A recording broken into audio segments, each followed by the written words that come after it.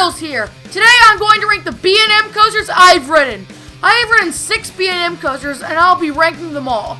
Sadly, Corona messed up my plans, so I missed out on 8 B&Ms I would have ridden. But hey, crap happens. So let's get into this list. In last place is Superman Ultimate Flight at Six Flags Great America. When I first rode it, I loved it a lot because it was a brand new experience.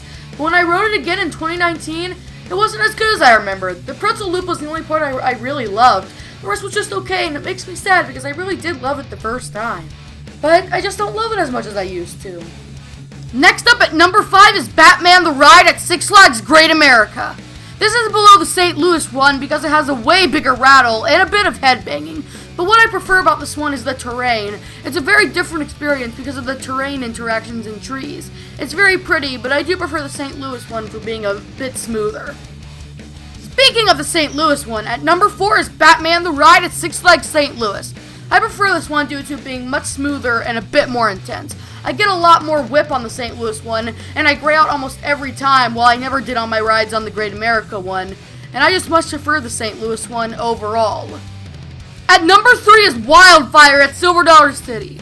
From the surprisingly good drop to the awesome Cobra roll, this is just a very well-rounded B&M. It has 5 good inversions, and it's just a very fun ride overall. I could lap this all day because it's not too intense, but it's just so much fun.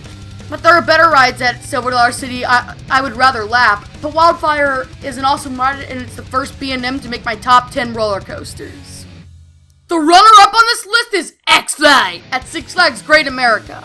This ride is fantastic! I much prefer its inversions to the one on Wildfire. While the restraints tend to bother most people, they never really bothered me.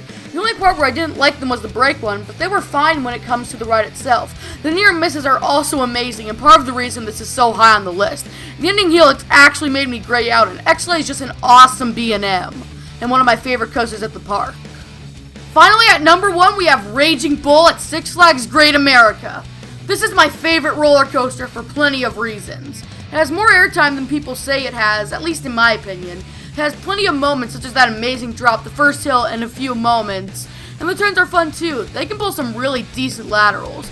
On one of my rides in 2017, in the back, I grayed out on the final helix and it was awesome. I just really love this roller coaster and it's just perfect in my opinion. So this was my list of the B&Ms I've ridden. B&M is easily my favorite manufacturer out there, and I like all the coasters I've ridden from them. So I hope you all enjoyed the video, and please subscribe, everybody!